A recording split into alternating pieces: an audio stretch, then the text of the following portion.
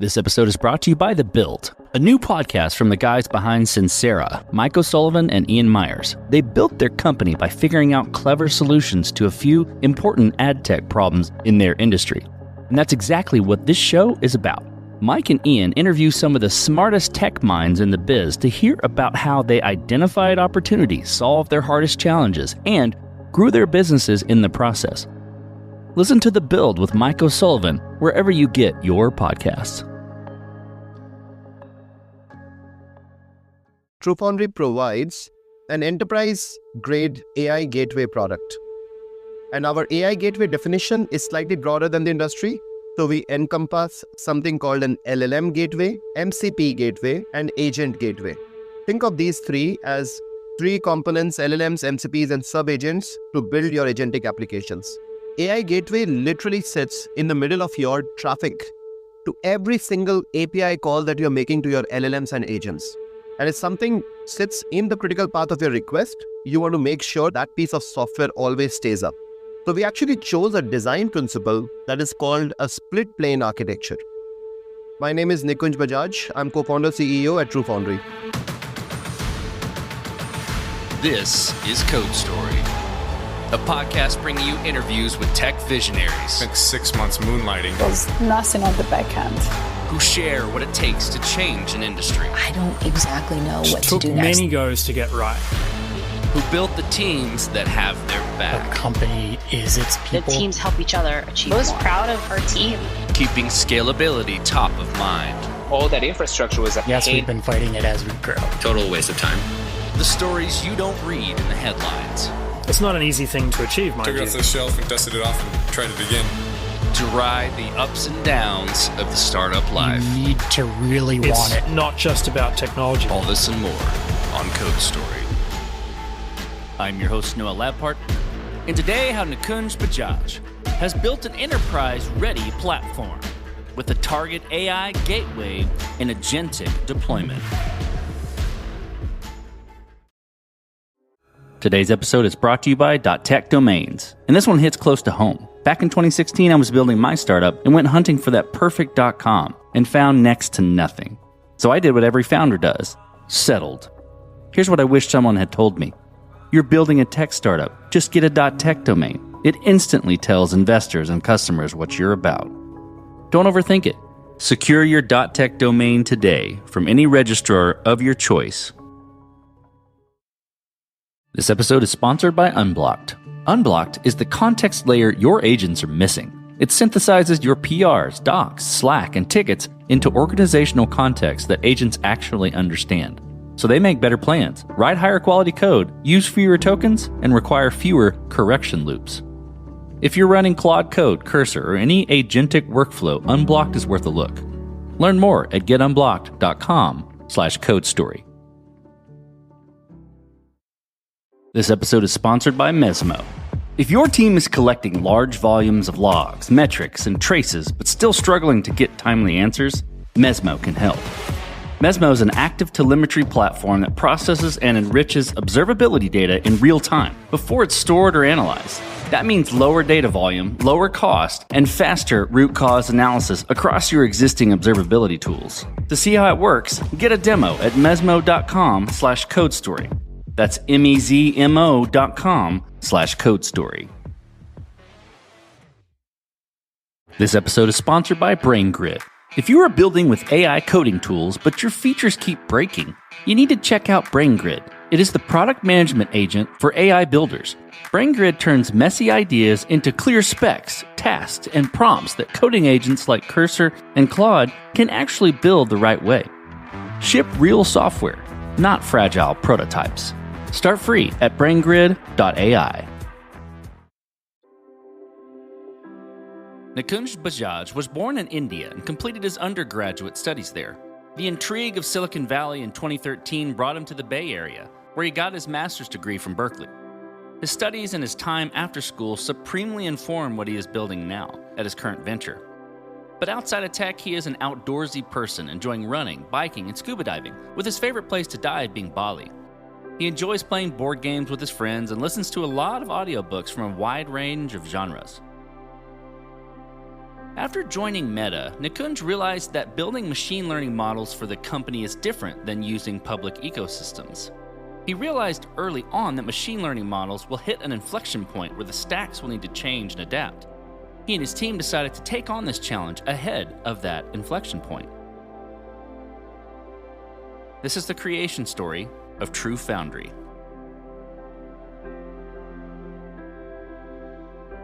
True Foundry provides an enterprise-grade AI gateway product. And our AI gateway definition is slightly broader than the industry. So we encompass something called an LLM gateway, MCP gateway, and agent gateway.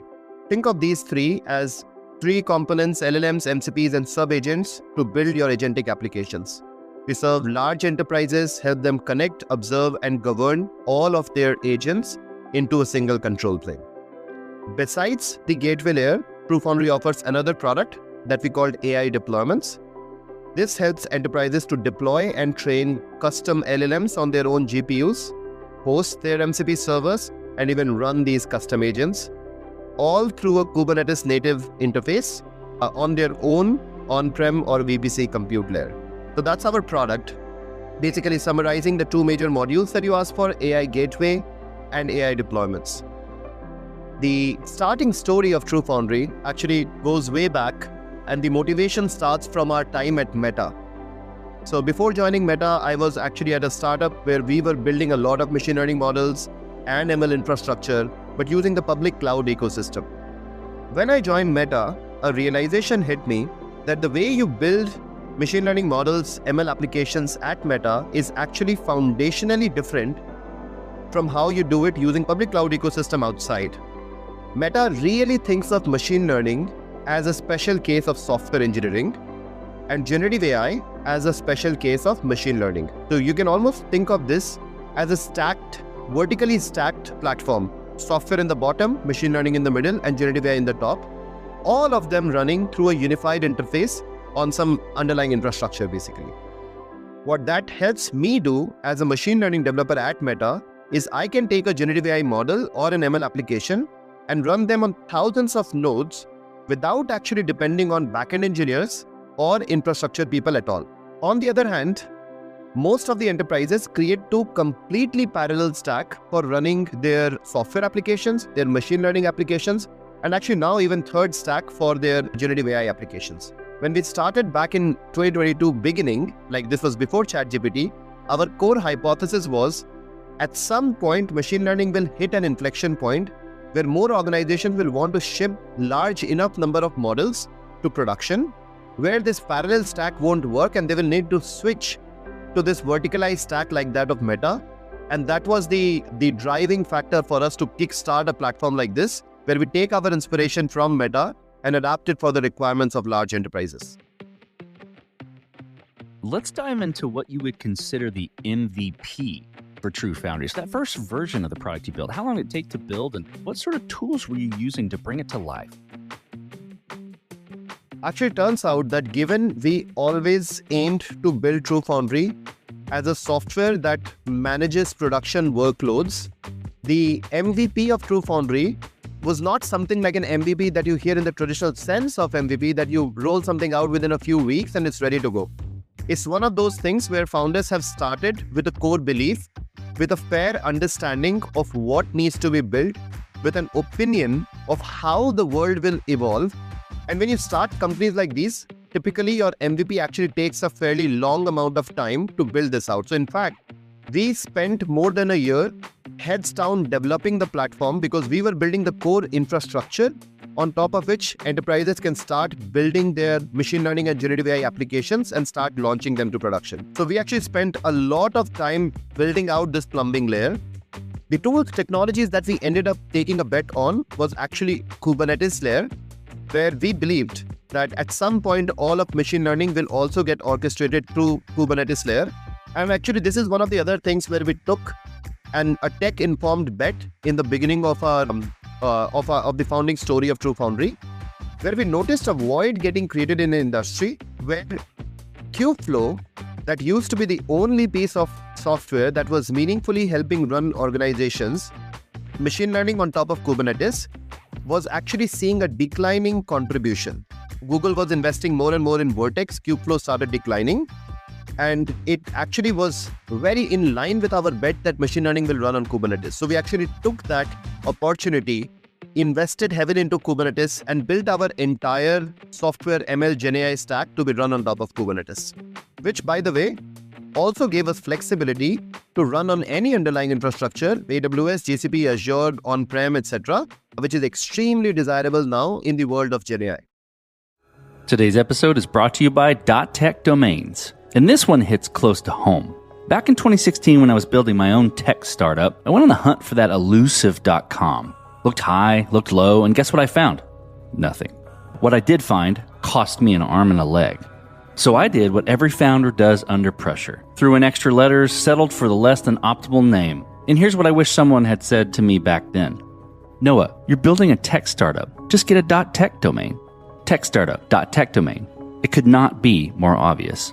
It tells investors, customers, and anyone who looks at your website, really, that tech is at the core of your build. And I've kicked myself plenty since, especially when I see the clean and sharp names tech companies have landed on .tech. Nothing.tech, 1x.tech, Aurora.tech, CES.tech, Ultra.tech, Alice.tech, Neon.tech, Blaze.tech, Pi.tech. You get the idea. So take it from someone who learned it the hard way. If you're building a tech startup, don't overthink it. Secure your .tech domain today from any registrar of your choice. This episode is brought to you by The Build, a new podcast from the guys behind Sincera, Mike O'Sullivan and Ian Myers. They built their company by figuring out clever solutions to a few important ad tech problems in the industry, and that's exactly what this show is about. Mike and Ian interview some of the smartest tech minds at Magnite, Chalice, DoubleClick, and LiveRamp to hear about how they identified opportunities, solved their hardest challenges, and grew their businesses in the process. This show is for you if you've had some of these breakthrough moments yourself, or if you're seeking inspiration for the next one. Listen to The Build with Mike O'Sullivan wherever you get your podcasts. Okay, so then you've got that, version, it's working, you're getting the feedback you want. How are you building your roadmap for True Foundry? How are you deciding that, okay, this is the next most important thing to build or to address with the products? There are two things that have always guided our product roadmap and our product thinking. One is the foundation, right? We think about the architecture, which stays consistent with everything that's happening in the industry. Some of the core principles of building, how you manage your infrastructure, how do you run your applications and workloads, that's foundational. And that stays consistent in this grounding principle that we learned at Meta. And then the second aspect of it is the UX layer, the DevX layer basically, which by the way kept adapting as the modus operandi of the day was changing. So actually if I walk you through the timeline a little bit, end of 2022 is when ChatGPT was launched. And that was the aha moment of the industry, that you can start sending out these amazing prompts and you start getting some very meaningful responses from these large language models. Then enterprises realize that actually these responses are not as useful unless they start grounding themselves in their own data sources, right? So RAG became a thing. Retrieval Augmented Generation became the new modus operandi in 2023. As 2024 emerged, the world started to think about agents and multi-agentic systems. And in 2025, this evolved into MCPs or Model Context Protocol, A2A or agent-to-agent communication. So you see that every single year, the modus operandi of the world kept changing. And the way True Foundry informs its product decisions is we adapt to the modus operandi. We build out the UX layer around the modus operandi, but we bring them always back to the same grounding foundational principle that we had started with, about how you run these workloads on the same underlying infrastructure. So the biggest and most meaningful shift that happened in this roadmap is how enterprises are building agentic applications and how you need to connect all these components that I talked about with the evolution, right? Your actual agents, your MCPs, your LLMs, your guardrails, all of that through one unified layer or a control plane that we call as AI gateway.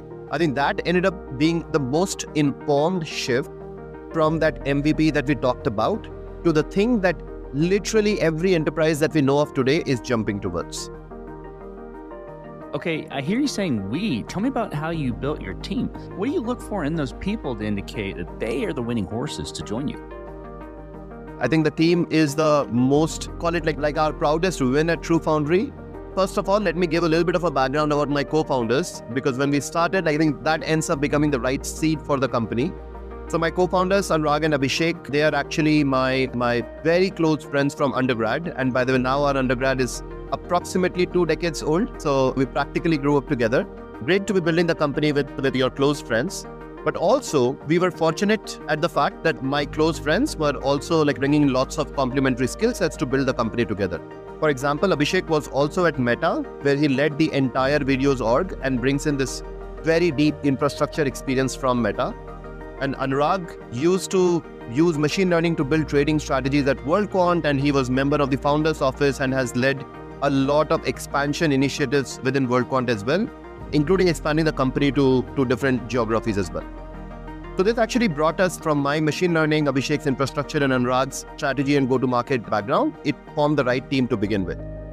Then we started hiring, and actually turns out that the first few months of the company, we actually ended up spending quite a bit of time of the founders in just hiring. We look out for, of course, some of the hard skill sets, because building enterprise infrastructure, you can't teach everything from scratch. So like people should bring in some of those hard skills.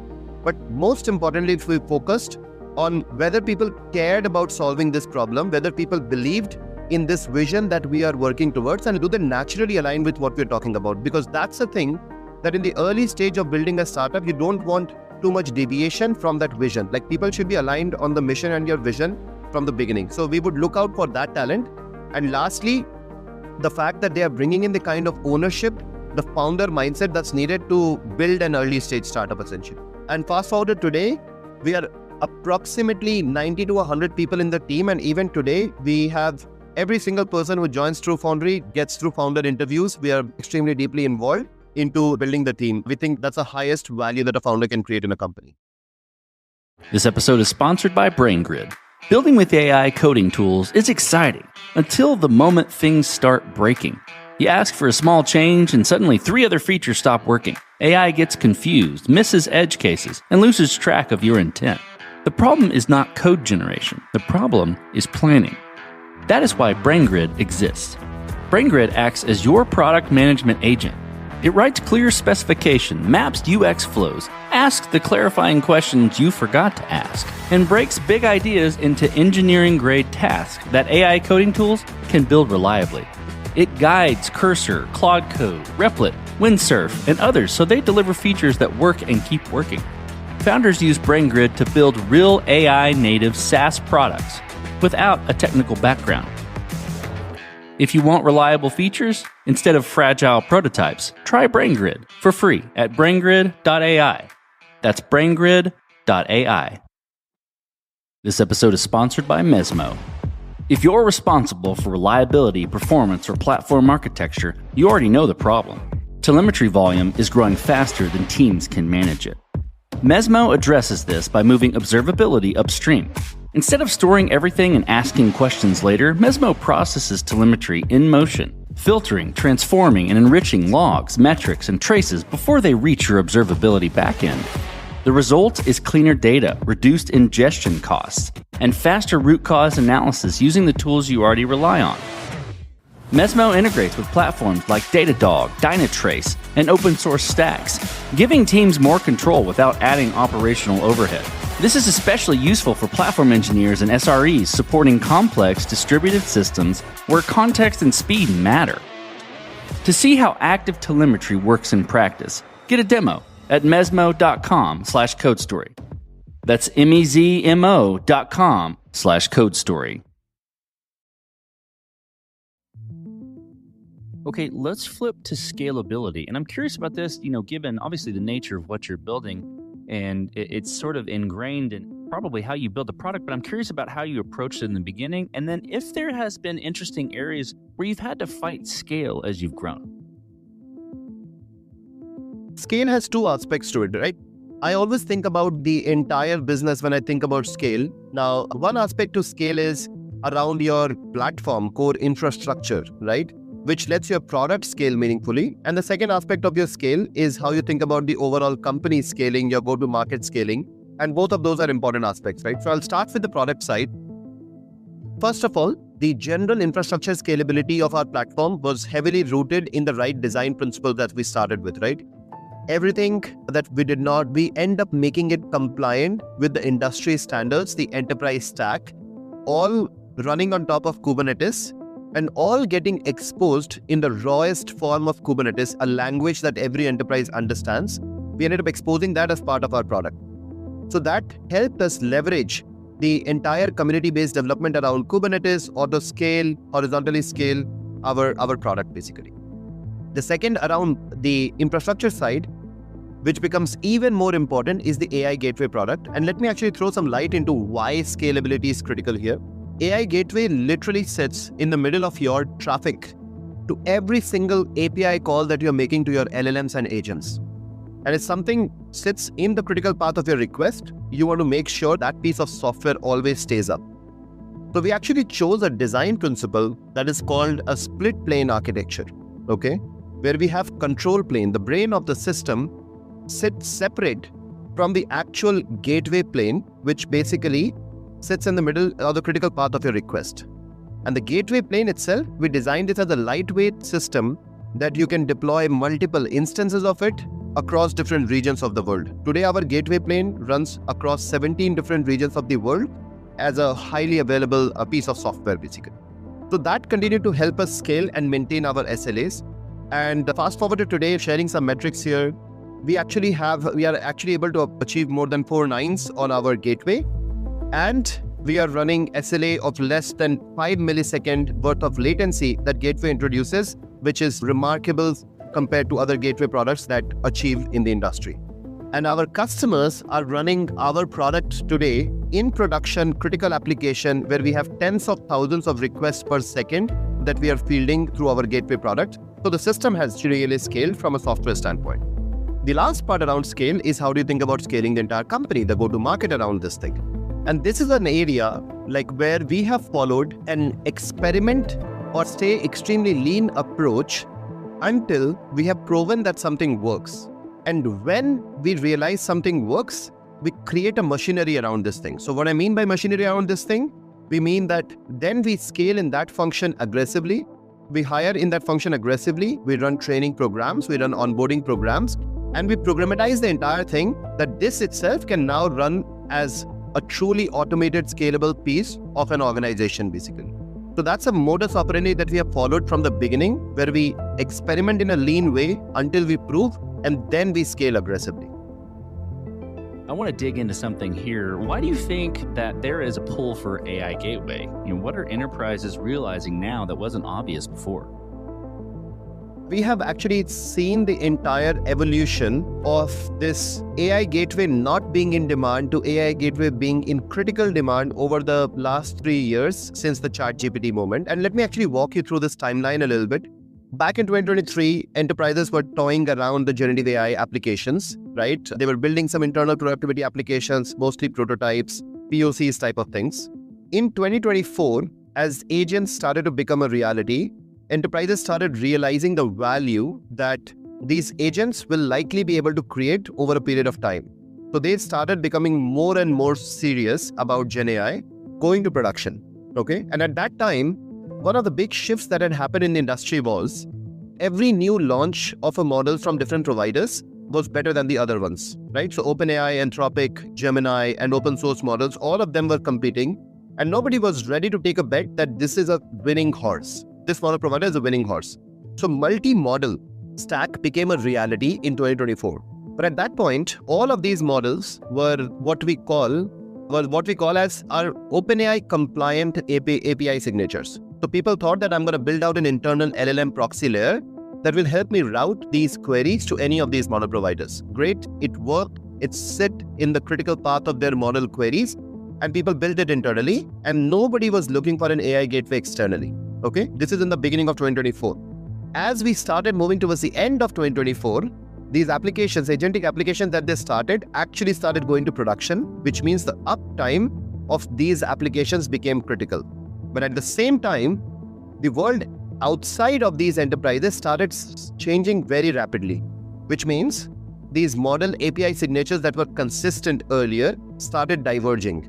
So now this AI proxy layer has to maintain this completely diverging model API signatures. But at the same time, new protocols started to emerge. So like MCP started to emerge, A2A started to emerge, and people could now see that what started as a thin LLM proxy layer will start duplicating itself in the MCP world and in the agent world. So now this proxy layer has to become an overall control plane for all of the agentic or generative AI applications that are being run within the enterprise, with all the things around guardrails, compliance rules, cost, FinOps layer. All of these things have to be centralized within this control plane. They had to centralize the observability, governance layer of these agents into one single control plane. And that's when enterprises started realizing that building a piece of software as complex as this, while I need to maintain these applications in production, is becoming too complex. And that's when a natural pull for AI gateways started happening in the industry. So we started seeing this in the Q1, Q2 timeframe of 2025, where we started seeing inbound requests. And by the way, putting it into perspective, Gartner also predicts that by 2028, we will have more than 70% of enterprises that will end up adopting an AI gateway. And we are really seeing that pull coming to life right now. As you step out on the balcony, you look across all that you've built thus far with True Foundry. What are you most proud of? The absolute thing that I'm most proud of is the team that we have built at True Foundry. The reason I believe that is the biggest win is because we see this very smart group of dozens of people who are at True Foundry who are extremely motivated to solve this problem long term. Nobody is looking here for just quick wins.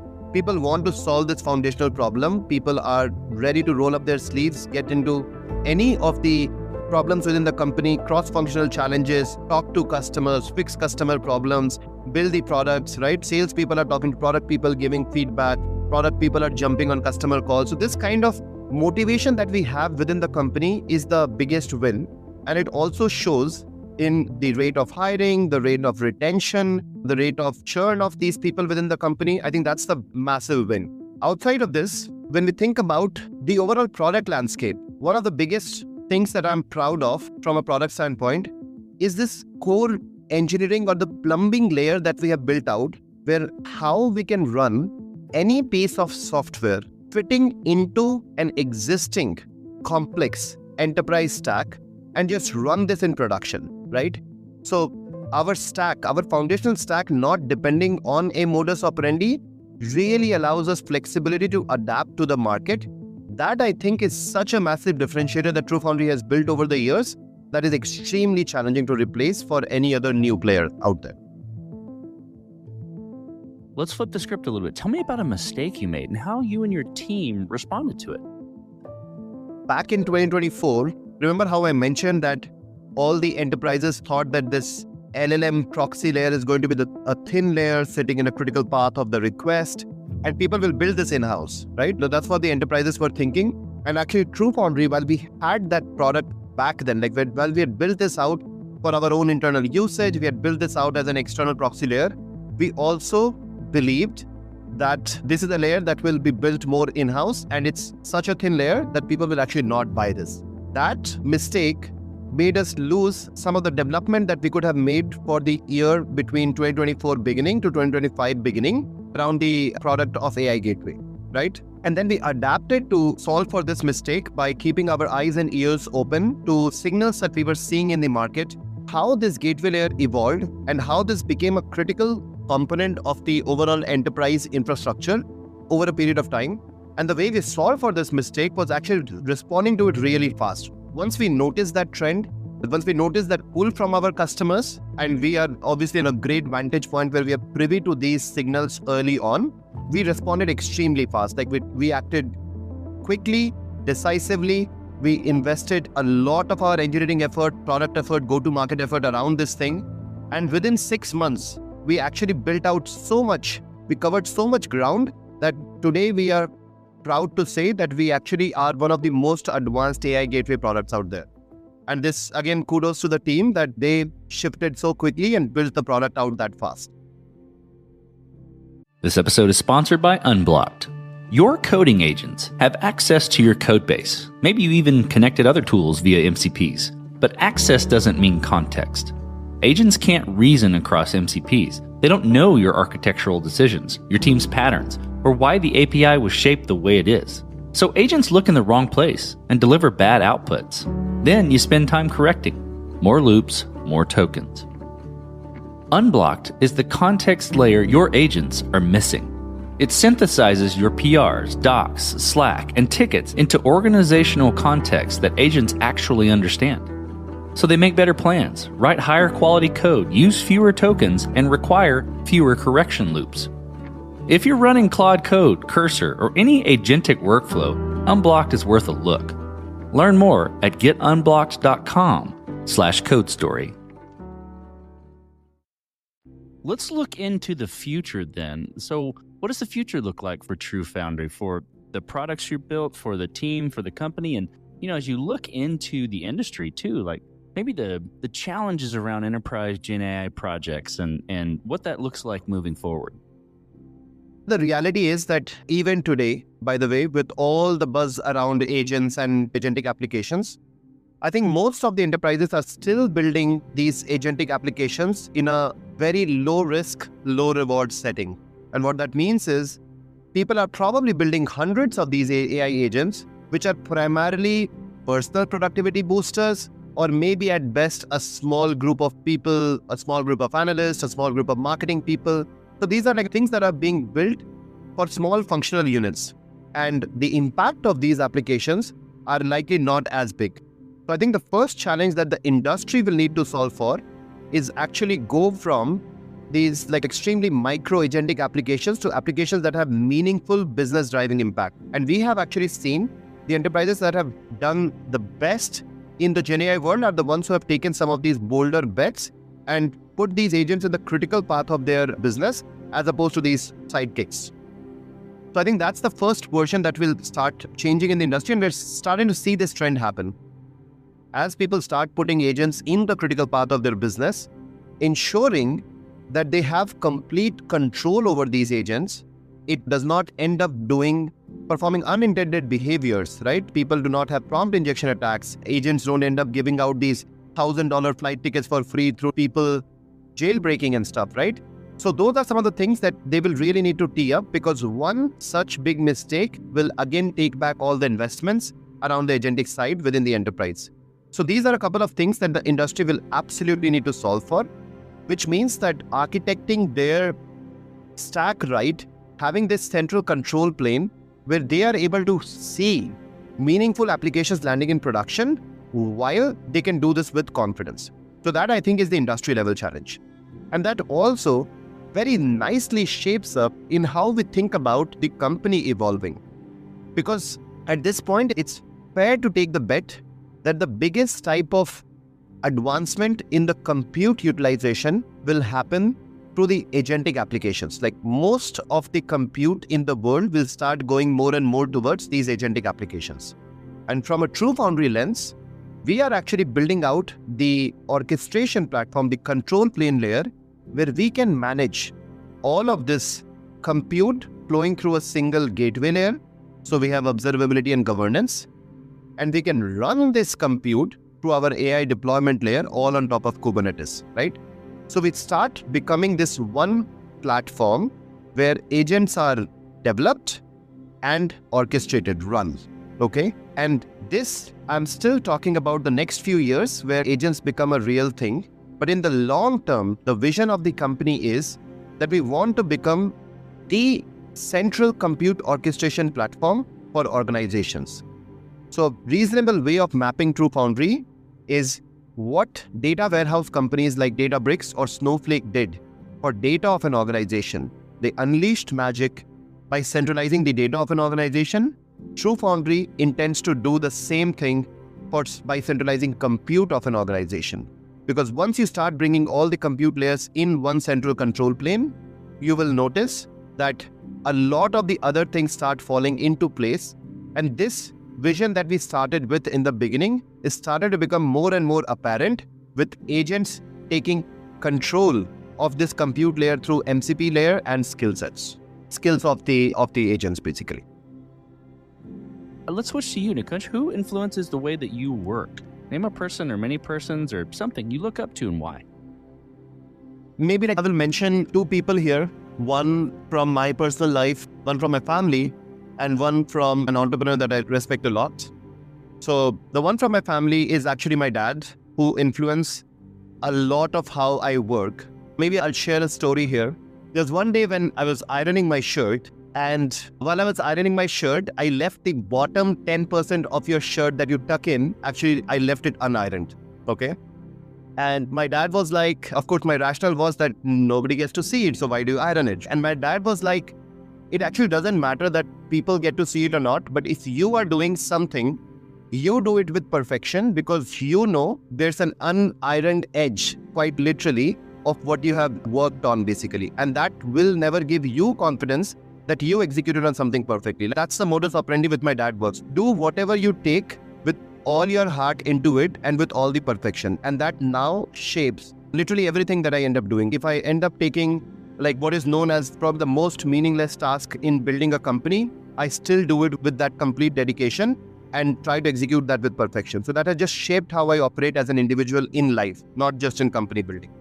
And then an entrepreneur that I admire a lot, the way he operates, is actually Elon Musk. I read a lot about him. Of course, there's always these controversial statements that keep happening about Elon Musk in the world, but like the sheer dedication where he boils down everything to first principles and he takes these bold bets and he's not scared of building out these extremely large, like long-term problem statements and showing that if you are executing on these problem statements with a lot of dedication, you create that kind of environment, like that alignment towards the vision of what you're working towards, then you have a team that follows it, right? And what we have seen in our team, and this is like not just true with my modus operandi, like my co-founders as well, that the three of us align on this vision that we are working towards, long-term vision, right? Where we are solving a problem that really matters. The team is bought into that problem statement. And now, even when things are slightly rough, the team will just come together and they will work towards it, right? Like they will work through rough patches of the company building, and that's what you care about. And the fact when they see that founders are truly driven towards working towards that mission, they are putting their heart and soul into doing that thing, the team starts emulating that behavior. And that is one of the things that when I look up to the stuff that Elon Musk has done in life, like I keep taking inspiration from there. Nikunj, last question. So you're getting on a plane and you're sitting next to a young entrepreneur who's built the next big thing. They're jazzed about it. They can't wait to show it off to the world, and can't wait to show it off to you right there on the plane. What advice do you give that person, having gone down this road a bit? Like at any point in time, you are either earning your reputation or you are burning your reputation. Okay? And reputation, I do not mean to say in the shallow sense, where people know about you and they're talking about you. I'm not talking about your brand. I'm talking about your reputation as a person, as an entrepreneur, at a deeper fundamental level, right? And what that means is that if you are a person who is doing things with the right intent and you're communicating that thing always, every single time, clearly, honestly to everyone around you, where you do not have this three different faces that you show to your team, to your investors, and to your customers. You keep things consistent. If you make mistakes, you call that out to everyone. If you have a vision, you work towards that. If you make some changes, you call that out. You keep people aligned on what you're working towards, and you're ready to own things up. That reputation keeps on building. And then, even if at some point you make a mistake, people know that whatever you are saying is all there is to know, and they do not have to second guess what you are doing.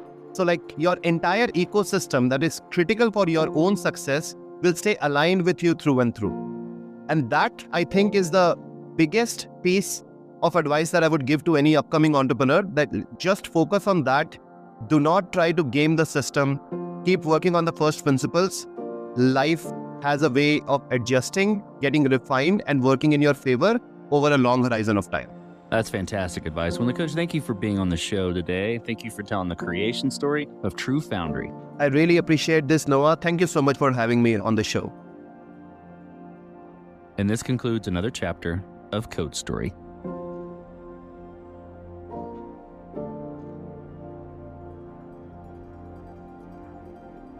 Code Story is hosted and produced by Noah Labhart. Be sure to subscribe on Apple Podcasts, Spotify, or the podcasting app of your choice.